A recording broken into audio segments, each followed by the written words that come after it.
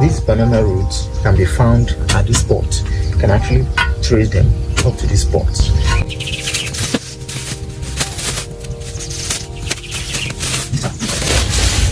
Compost materials.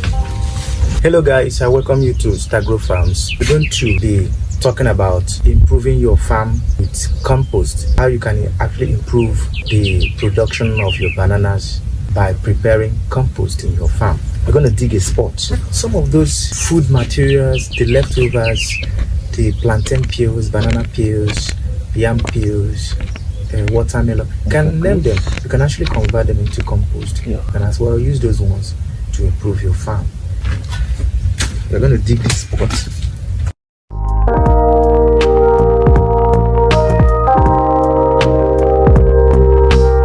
As we're digging, you will notice that the roots, because from this point to this point is actually 5 feet. Sorry, it's actually 6 feet wide. It's actually 6 feet wide. What we observed is that the banana roots up to 3 feet. These banana roots can be found at this spot. You can actually trace them up to this spot. Likewise, this. So the roots are the guys that are actually sucking the nutrients from your manure, then adding to the plant. So what we're going to do is actually to get the exact spot where the roots are moving, because the roots are constantly moving, looking for nutrients that they're going to use to support the plant. So we're going to dig here, because this is where, yes, this is the roots, and we're going to be damage those roots. You can see the roots here. The root is starting from here. This is the root. So here's another one. So very, very important. So we're going to stop digging, then we're going to continue here.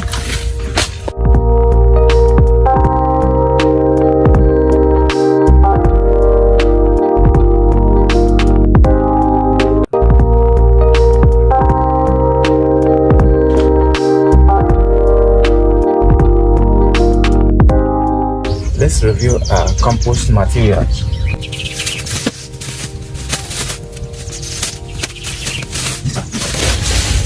Compost materials comprises of watermelon peels, banana peels, plantain peels, yam peels, you can name it, orange peels, and the rest. So actually bury them here.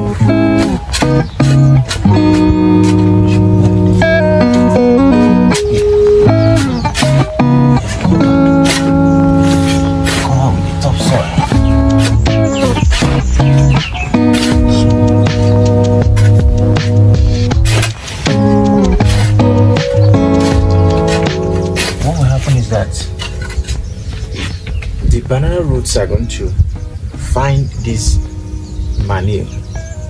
This one is going to locate here. This is going to locate here. This is also going to locate here. This is going to locate here. So they are going to use their roots. The roots are going to actually find the nutrients from this compost. They're going to utilize it for the banana.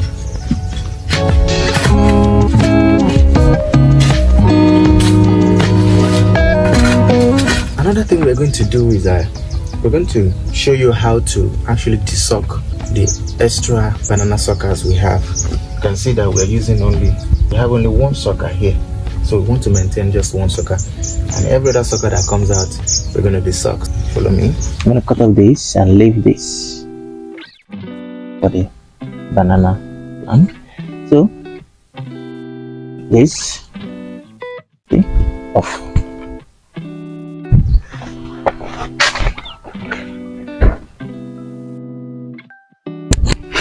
We're gonna cut off this. So it's good to actually put the banana leaves around your plant, because they help in mulching. That's the moisture conservation and the heat, the prevention of excess heat from the plant roots. And you know, bananas, they eat a lot. Bananas consume a whole lot of organic materials, and they need water as well. So if you want to have a healthy banana plantation, you must be able to leave them with a lot and lots of organic matter, and likewise water. They need water at all times, and so you have to constantly leave them with lots and lots of water. That's why we've actually dug our well for irrigation. So, an organic matter, we've actually done the last phase of manure, cow dung manure application. So actually waiting for the next phase of manure application. If you want to get the best of your banana, of your plantation, so you have to actually carry out professional practices to see that you have a good yield at the end of the day. Hi guys, welcome to Stagro Farms. I welcome you to Stagro Farms. I'm taking a tour. I'm taking a general tour to my banana farm. This is Cavendish banana plantation. So I want to take an overview of the farm. So let's see our young sucker, likewise here.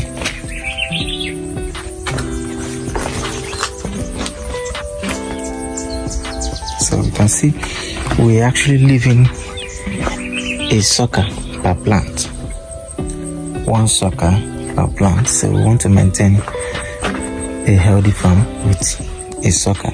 Some are leaving at least 2, but we want to actually maintain just a sucker per plant. You can see quite healthy. Quite healthy. So this is the best practice I would advise anyone who is willing to venture into banana production or banana farming. For you to have a healthy, you must consider weeding, constant weeding, and manure application. If you want to make use of organic or inorganic, but I would advise you make use of organic manure. I make use of cow dung manure, very rich in NPK. You can as well use poultry droppings, very much rich again in NPK. NPK means nitrogen, phosphorus, and potassium. So very, very important. So you can see, I actually love this plant. The 2 banana actually growing together, and I would love them to produce together as well. This one is the mother, this one is the daughter. There's the sucker behind it. So I love to have my plants this way, but you have to actually provide them with enough manure to help them produce during their production time. You can see every plant bearing 1 sucker each. Every plant with 1 sucker. You can also see this.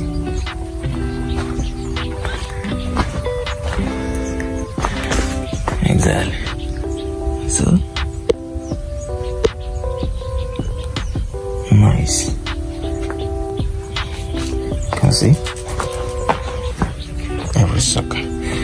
I actually use this rope to tie, so as to not allow the plant to tilt, to actually tilt away. I love it to be very close to the mother, so they grow together in a straight up manner. I don't like seeing my plant or the sucker growing just in an angle, in some level of degree. No, I want it to be straight, just like this one. Perfect.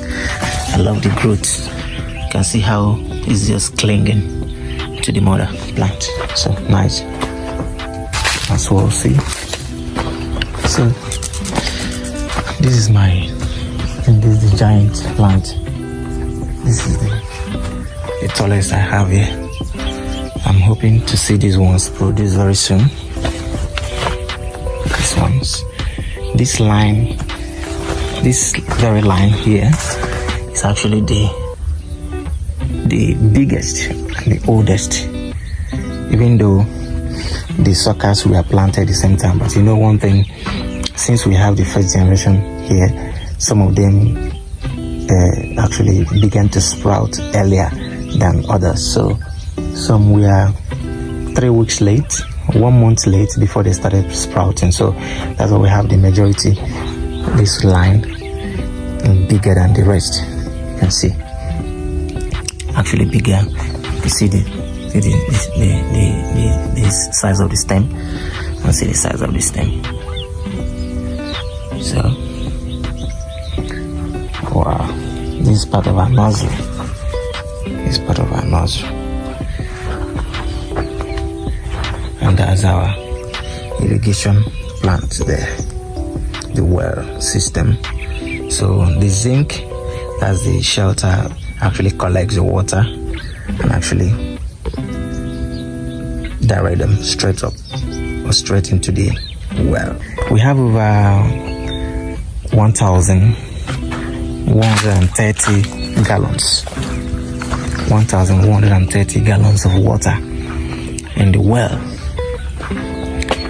Yes. Thank you.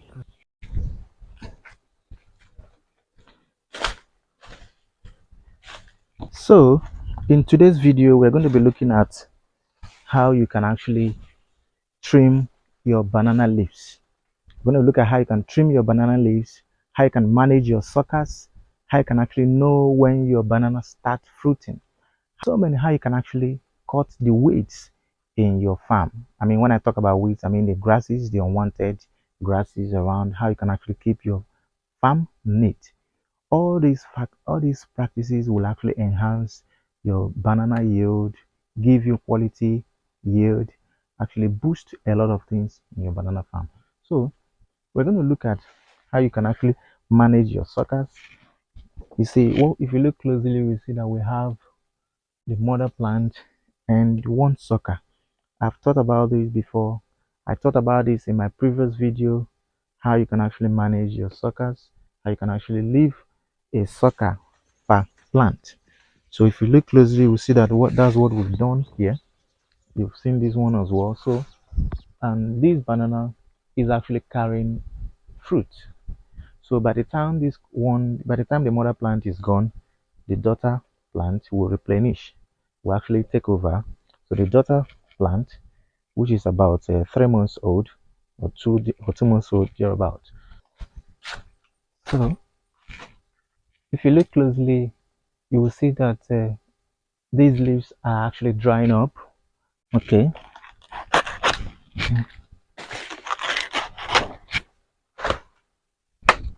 So this practice will actually help the banana to send the signal that, okay, these dried ones are no longer in need of the nutrient. So as the banana is transporting the nutrient from the root up, so you need to trim off excess leaves and dried ones so that the banana will concentrate on moving the nutrient to the top, so that the banana will utilize enough nutrient to produce. And this will help bring good yield and produce faster.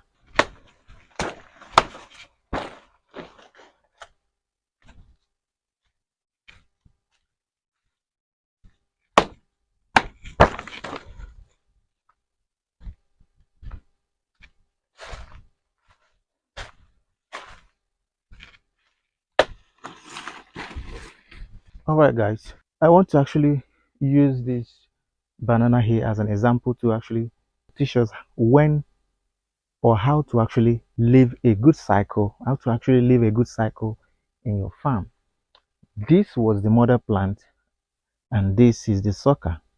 So the mother plant was due, it has already fruited, we cut it down sometime last week, and this is the mother plant here. So this was the sucker, and this very sucker is about 4 months old. It's about 4 months old. So when we talk about a good cycle, this is what I'm talking about. So you find out that we cut this mother plant about a week ago. So the daughter, which is about 4 months old, will start fruiting in no time. 2 months, 3 months is already fruiting, because we have a variety that fruits about 7 months. So when you live a good cycle, your farm will not lack banana because you have a good cycle. 2 months interval is okay, 3 months interval, and that is why you must leave suckers that must replenish or take over once your banana is due. So that this is what we've done. This is what the kind of practice we carry out. So it's good to leave sucker that will take over once the mother plant is gone. So you see that. And another thing is that don't allow the small ones. If you leave one sucker, maintain one sucker. Don't allow any other sucker. Or you can leave no sucker at all.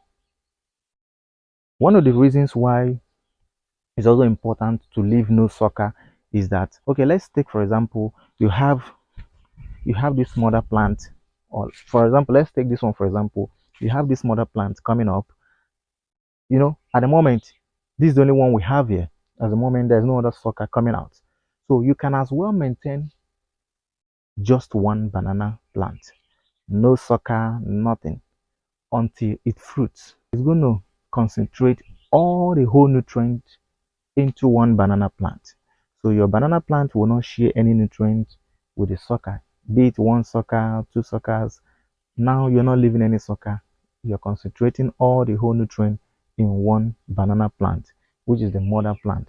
So by the time the mother plant is due for fruiting and all that, you can actually leave a sucker that will replace the mother plant. Okay, guys, I I want us to look at some of the basic farming practices. Like I told you earlier, we're going to look at mulching, irrigation. We're going to look at trimming. Trimming, of course, I talked about trimming your banana plant, the importance of trimming, and you must understand that trimming does a very important job. It helps in pest control and disease control as well. So mulching is also important. Yeah.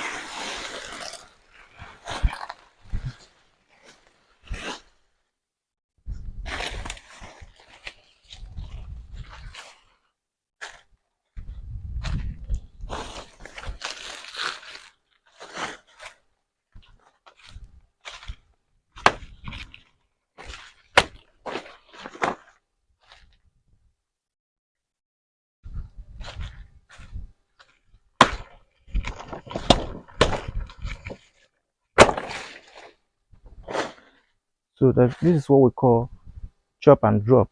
When you cut down those leaves, you drop them at the base of the banana. This will help to mulch the banana uh, roots.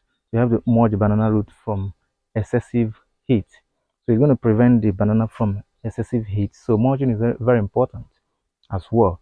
So today we're going to look at the importance of these banana practices. So if you're into banana farming or plantain farming, or you intend going into banana or plantain farming, so you're going to be focusing on these very practices. If you want to have a good farm, you want to have a good yield, with the best of yield, so these practices will actually help you. So this is about we established this farm about a year and 6 months ago. We established farm around April last year, April 2023. Our farm is about a year and 6 months, and we've learned a lot during this time. We've learned a lot. So I'm going to be sharing with you some of my experiences I've had in my farm. So number one, we're going to be looking at weeding. Why do you weed your farm? Weeding is very important. Weeding, when I talk about weeding, I mean cutting the unwanted grasses in your farm. You see that our farm is free of weeds, it's free of grasses. So very important, you must weed at all times. So in my farm, I weed 4-5 times in a year. So I weed regularly to avoid grasses growing in my farm. These grasses, they're going to share the nutrient with your banana, because when you look at some of these, or when you look at the banana has each a banana plant has kind of fibrous root. So the tentacles banana roots can actually extend to about 5-6 feet, if not up to 7 feet. in search of nutrients. So this is very banana. Let me use this one. Let me use this as an example. This very banana, you can actually trace the root to that point about 7 feet or 6 feet away from this banana plant. So they are constantly in search of nutrients. So you're not going to joke with, and they eat a lot. They eat a lot of organic matter. We're going to come to the area of manure application. That's another topic. So when you look at weeding unwanted grasses, they share the nutrient which your farm, which your banana need. So you must weed at all time. If you allow weeds to grow, they're going to share the nutrient and they're going to also transfer diseases and pests. If you have grasses covering this whole place, they are going to transfer diseases and pests to the individual banana plants and they're going to take their nutrients. So you don't want this to be your fate and you don't want your banana yield to be tiny. You want it to be buoyant and then yummy. You want it to be very big and yummy. So that is why we talk about cutting grasses, weeding at all times. So another practice which we are going to be looking at is actually manure application. Manure application is very important. If you look closely, you will see that uh, this banana is the stem is quite huge. This is actually as a result of manure application, adequate manure application as at when needed. So manure application is very important. You can never overemphasize because your plant constantly need to eat. These guys they eat a lot, they eat a lot of organic matter, and then you don't joke with that. So your farm must have fertilizer. I actually carry out organic fertilizer. I'm not a party to inorganic fertilizer. So my farm is totally organic. So we make use of cow dung manure to actually boost our banana yield and our farm.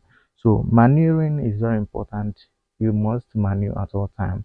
We manure about 2 times in a year. So you must manure during the rainy season. Please, when applying manure, you must know when to add manure to your plant. If you add manure to your plants during the dry season, they're all gonna die because your manure, the organic manure, contains microbes that are actually going to attack your roots at that time. So, and it's going to be hot. Those root areas are going to be hot. They're going to attack the culms of the banana. So that the manure will transfer diseases if you apply at the wrong time. If you apply during the wrong season, if you apply during dry season, it's going to affect your banana roots and culms. It's going to dry them off. It's going to heat them up. And again, application also know where to apply. You don't apply manure to directly to the banana base. Don't apply your roots, your manure here. Don't apply your manure here. Always apply about 2 feet away from your banana plant. Very, very important. If you apply your manure directly to the banana stem, it's going to affect, it's going to transfer diseases into the banana stem. It's going to transfer diseases into the banana stem. It's going to kill your banana in no time. So very important, know where and when to apply your manure. In Nigeria, we apply manure during the rainy season, sometime in June, July, or August. This is the best time to apply your manure during the inception of rainy season. Don't apply when the rainy season just starts, sometime around May. It's not okay. June, July, August is okay to apply your manure so that the plant can have enough water to absorb those nutrients and then carry on during the dry season. So very important manure application. Trust me guys, one of the things you will need when going into banana farming is actually source of water. These guys they take a whole lot of water, they consume a lot of water. So you can never deprive them of that. So if you look closely, you will see our well. Our well is about 7,500 gallons of well. So, and it's filled up with water already. So we have a good rainy season. We have a good raining season. Our well is filled up, and we're going to use them on our farm during the dry season. So access to water is very important if you must have a plantain or banana farm. Most especially banana, they take a whole lot of water. They consume a lot of water. So, and during this time, you're going to be applying your water. At least you can irrigate your farm probably 3 times in a week, 4 times in a week. You can actually irrigate your farm so that they will have enough water during the heat season. So, well is very important. So this is our well.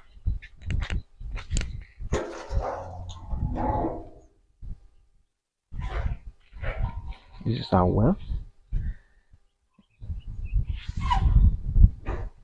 So very important. You must have a source of irrigation because you cannot solely depend on rain waters to actually uh, boost your yield or actually keep your banana production afloat. So you need irrigation water to actually do this. So provide irrigation, very important.